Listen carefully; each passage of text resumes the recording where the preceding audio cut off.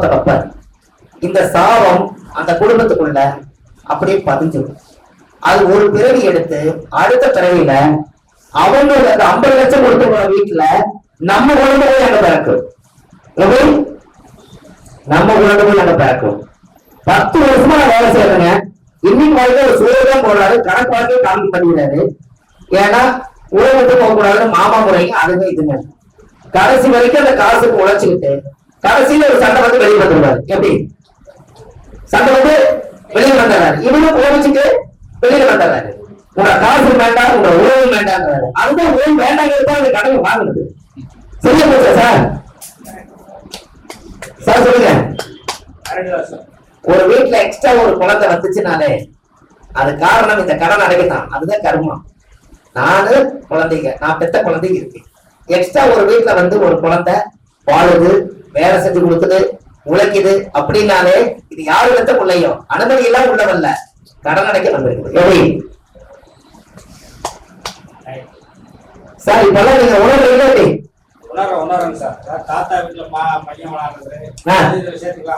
எல்லாம் கேட்டுங்க சார். பெத்த தகப்ப தாய் 2 குழந்தை பெத்த 2 குழந்தைக்கு அவங்க வளர்த்தி வாழை பண்ணி உருவாக்கி கல்யாணம் பண்ணி கொடுத்து கடமை முடிக்கணும்.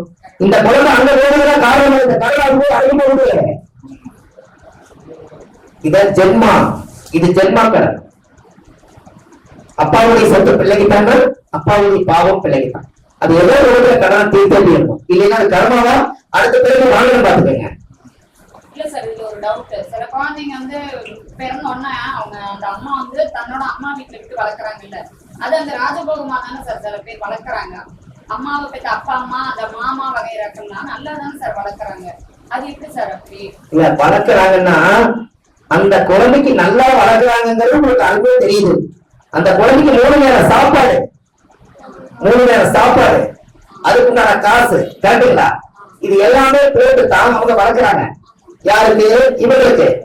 அந்த அம்மா வாங்குற கடனுக்கு இந்த குழந்தைக்கு சோறு போட்டு அந்த அம்மா கடனை கழிவுங்க. என்ன அவங்க கடன் பண்ணி வச்சிருக்காங்க. இந்த குழந்தைக்கு 3 நேரம் சோறு.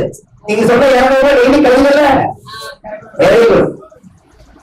எப்படிங்க சார்? இன்னொரு வீட்டுல போய் இப்ப நம்ம வீட்டுல அந்த குழந்தை இருந்தா எனக்கு வாழைப்பழம் வேணும்னா 5 ரூபாய் கொடுத்து வாங்கி கொடுக்கணும். ஒரு சட்டை வேணும்னா 1000 ரூபாய் கொடுத்து வாங்கி கொடுக்கணும். இதெல்லாம் அவங்க செய்யறதுக்கு என்ன இருக்குதுங்க? அப்ப அவங்க அந்த அம்மா செஞ்ச பாவத்துக்கு இந்த குழந்தைக்கு கரையிட வேண்டியது இருக்குது. இந்த குழந்தை தச்சதெல்லாம் தத்துமுத்திரம் தனி இருக்கிறத பேசுகிறது. அவர் போய் மாநில போய் வளருது. அந்த கடலை சூழலோடு கழிக்கிறாங்க. எப்படி சார்? நீங்க அமைதியாக பார்த்தா இன்னும்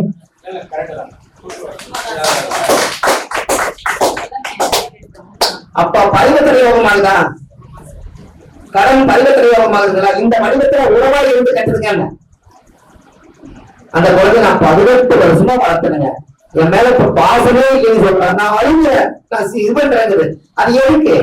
அந்த பாசத்தை கொடுத்து வழியும் வேதனையும் போன பிறகு 18 வருஷத்துக்கு உண்டான எக்ஸ்பெரிமெண்ட் முடிஞ்சு போச்சு. அதனால பாசம் நடந்து போச்சு.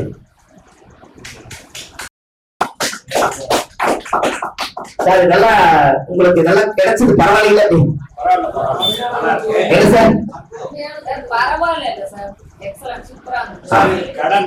கடன் நோய் பகை நோய் அதே மாதிரி எப்படிங்க சார்? கடனுக்கு விளக்கம் சொல்றீங்க. 6ஆம் இடம் கடன் நோய் பகை நோய்னா எப்படி வரும் சார்? சூரியன் எந்த நட்சத்திரத்தில்? சூரியனும் சந்திரனும் 6ஆம் பாவத்தில் இருக்கிறான்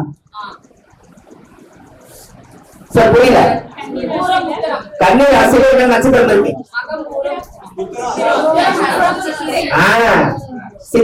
உத்தரம் அஸ்தம்.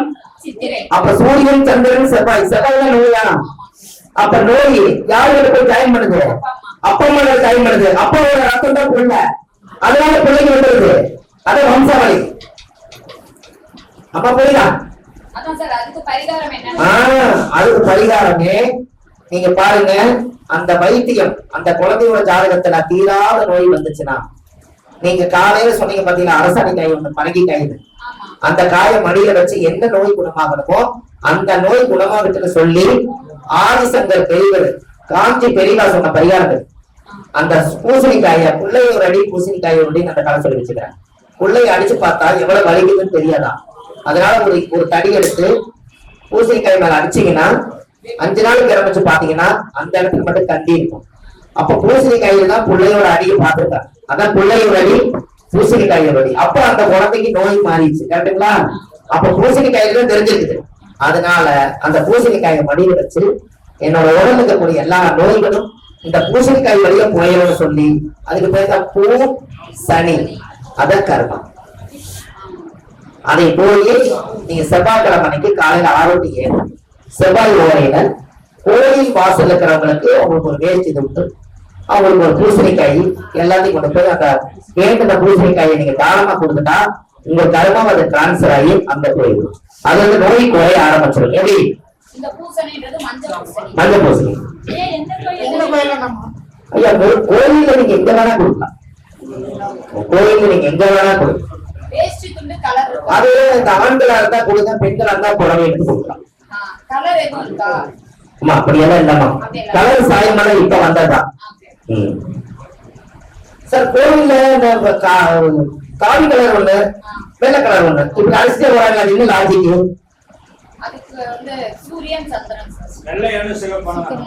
அது அது அடிச்சுட்டே போறாங்க. அது என்னங்க கோயில்ல பாத்தீங்கன்னா நல்ல திருவிழா டைத்துல நல்ல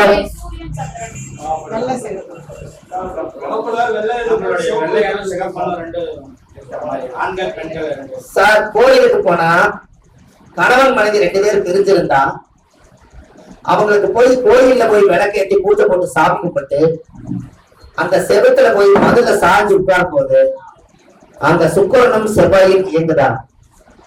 அங்க கணவன் மனைவி சேர்த்து வச்சிருக்கிற அந்த செவத்துல அதுக்குள்ள ஆற்றல் இருக்குதுங்களா? அதனால அங்கேயே வந்து கணவன் மனைவி சேர்த்து வச்சிருக்கிறதுனாலதான் செவ்வாய்ங்கிறது காவி உடை, அதனால காவி அடிச்சிருக்காங்க. சுக்கிரனுங்கிறது வெள்ளை, மனைவியோட கண்ட்ரோல். இது ரெண்டும் சேர்ந்து ஒரு கலரா அந்த காலத்திலேயே இதை அடிச்சு வச்சிருக்கிறதுக்கு காரணமே கணவன் மனைவி என்னைக்கு கோயிலுக்குள்ள வந்து வேண்டுதல் பண்ணனால் அந்த சாமி வந்து ஆசீர்வாதம் பண்ணி சேர்த்து வைக்கணுங்கிறதுக்காகத்தான் செவத்திலேயே சேர்த்து வச்சுக்கிறாங்க.